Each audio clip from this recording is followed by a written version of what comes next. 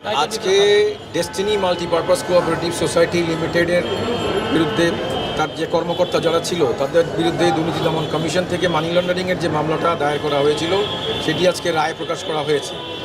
সেই রায়ে এই প্রতিষ্ঠানের যিনি সভাপতি ছিলেন রফিকুল আমিন এবং ডেস্টিনি গ্রুপের যিনি প্রেসিডেন্ট ছিলেন লেফটেন্যান্ট জেনারেল অবসরপ্রাপ্ত হারুনুর রশিদ এবং চেয়ারম্যান ছিলেন মোহাম্মদ হোসেন, এছাড়াও আরও 43 জন, মোট 46 জন আসামির বিরুদ্ধে আজকে রায় প্রকাশ করা হয়েছে এবং এই 46 জন আসামির প্রত্যেকটা আসামিকেই সাজা প্রদান করা হয়েছে। তার মধ্যে রফিকুল আমিনকে 12 বছরের সাজা এবং 200 কোটি টাকা ফাইন করা হয়েছে। হারুনুর রশিদ সাহেবকে তিনি মুক্তিযোদ্ধা এবং বীর প্রতীক ছিলেন বিধায় তাকে সর্বনিম্ন সাজা দেওয়া হয়েছে, 4 বছরের সাজা দেওয়া হয়েছে এবং 3.5 কোটি টাকা তার ফাইন করা হয়েছে। এবং যিনি সভাপতি ছিলেন মোহাম্মদ হোসেন তাকে 10 বছরের সাজা দেওয়া হয়েছে এবং 1.5 কোটি টাকা ফাইন করা হয়েছে। এছাড়াও প্রত্যেকটি আসামি যারা আছে তাদের প্রত্যেককেই সংশ্লিষ্ট নির্ধারিতভাবে সাজা প্রদান করা হয়েছে এবং টাকার পরিমাণ দেওয়া হয়েছে। সব মিলিয়ে টোটাল প্রায় 2300 কোটি টাকা ফাইন করা হয়েছে এবং এটি একটি যুগান্তকারী রায় প্রদান করা হয়েছে। আমি বলবো এই জন্যে যে এই মামলার সাথে যারা সম্পৃক্ত যে সমস্ত ভোক্তা যারা আছে তাদের বিষয়ে খুব সুন্দর একটা অভিমত তিনি দিয়েছেন। সেটা হচ্ছে যে তিনি 6 সদস্যের একটা কমিটি করে দিয়েছেন। সেই কমিটিতে সরকারকে সুপারিশ করেছেন যে রিটায়ার্ড সুপ্রিম কোর্টের একজন রিটায়ার্ড জজের নেতৃত্বে ফিনান্স মিনিস্ট্রির জয়েন্ট সেক্রেটারি একজন থাকবেন, কোঅপারেটিভ মিনিস্ট্রির জয়েন্ট সেক্রেটারি একজন থাকবেন, পুলিশের ডিআইজি একজন থাকবেন এবং চার্টার্ড অ্যাকাউন্টেন্ট থাকবেন একজন এবং রেজিস্টার্ড অফ কোঅপারেটিভ ডিপার্টমেন্টের একজন যে মেম্বার সেক্রেটারি থাকবেন। এবং তাদেরকে বলা হয়েছে যে রাষ্ট্রের খাতে যে সমস্ত সম্পত্তিগুলোকে বাজেয়াপ্ত করা হয়েছে, অর্থাৎ সেই সমস্ত সম্পত্তিগুলোকে ওনারা অ্যাকুমুলেট করে সেইটাকে কম্পেনসেশন হিসেবে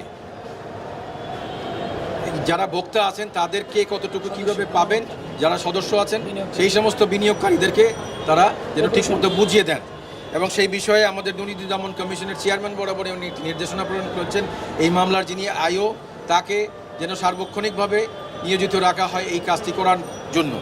কত টাকা রাষ্ট্রীয় অনুকূলে বাজেয়াপ্ত হয়েছে? সব মিলিয়ে প্রায় 2300 কোটি টাকার মতো।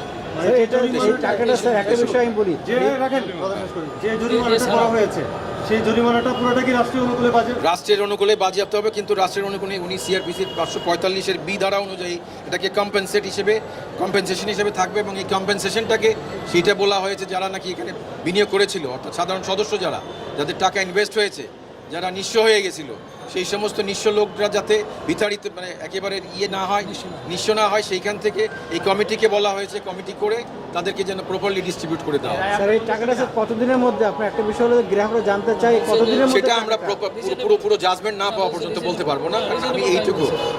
স্যার এখানে আপনার একটা বিষয় আমি বলি, খুব মানুষ যদি জানতে চায় আসলে অপরাধটা কী হয়েছিল। অপরাধটা হয়েছিল তারা আসলে প্রতারণামূলক কার্যক্রম করে, জিনিসটা হলো যে ডেস্টিনি মাল্টিপারপাস কোঅপারেটিভ সোসাইটি একটা সমবায় অধিদপ্তরের নিবন্ধিত একটা প্রতিষ্ঠান।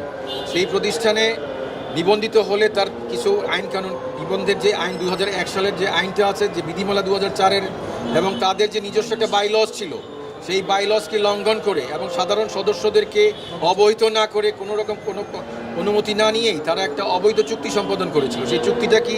সেই চুক্তিটা হলো তারা শেয়ার প্যাকেজ, আইএনডিপি প্যাকেজ এবং ডিআইবিসি প্যাকেজের নামে একটা ধোঁয়াশা একটা কথিত একটা প্যাকেজ বিক্রি করে সেইখান থেকে একটা প্যাকেজের 10,000 টাকার যেটা মূল্য সেটার থেকে 4300 টাকা তারা সেখান থেকে D2K অর্থাৎ ডেস্টিনি 2000 লিমিটেড নামে একটা প্রতিষ্ঠান করেছিল, তাদের গুটি কয়েক কর্মকর্তা মিলে তারা শুরুতেই 43% টাকা তারা কেটে নিত এবং সেইখান থেকে পরবর্তী যে টাকাগুলো থাকতো সেই টাকাগুলোকে নিতে শেষ পর্যন্ত নিঃস্ব করে DMCSL-এর অ্যাকাউন্টে, যদিও তারা 101 কোটি টাকা অর্জন করেছিলেন, কিন্তু আমরা অনুসন্ধান এবং তদন্তে গিয়ে পেয়েছি মাত্র 43 কোটি টাকা সেখানে পাওয়া গেছে। 53 লক্ষ টাকা মাত্র পাওয়া গেছে। 50 লাখ আপনার এটা সুমনের 160 পরে আসছে 53 লক্ষ টাকা আমরা পেয়েছি, তো সেটা ডিএমসিসিএল-এর অ্যাকাউন্টে পাওয়া গেছে। কাজেই এখন বাকি পুরো টাকাটাই লন্ডারিং হয়েছে। তো এইটা আমরা খুব শক্তভাবে দুদক থেকে আমরা আমাদের অভিযোগ প্রমাণ করতে সমর্থ হয়েছি। আমাদের যিনি তদন্তকারী কর্মকর্তা ছিলেন তিনি যথেষ্ট পরিশ্রম করেছেন এবং মামলা শেষ হওয়া পর্যন্ত তিনি পরিশ্রম করেছেন। এছাড়াও এই জাজমেন্টের আলোকে তাকে এখনও পর্যন্তই ওই কমিটিকে সহযোগিতা করার জন্য নির্দেশনা দেওয়া হয়েছে। তার মানে স্যার আপনার কি 3,300 কোটি টাকাই তাহলে ভাগ করে পাবে? গ্রাহকের যেটুকু তাদের ডিমান্ড আছে সেই ডিমান্ডটাকে ওই কমিটি বিচার করে নিবে, কমিটি দেখবে তারা কে কতটুকু পাবে সেই অনুপাতে তাদেরকে দেওয়া হবে। কমিটি স্যার এবং আমাদের ডিএমসিএসএল যে সমস্ত সম্পদগুলো যাদেরকে অ্যাটাচমেন্ট করা আছে, ফ্রিজ করা আছে, সেইগুলো সবই ওই কমিটি ডিসাইড করবে। স্যার আমরা একটুখানি যে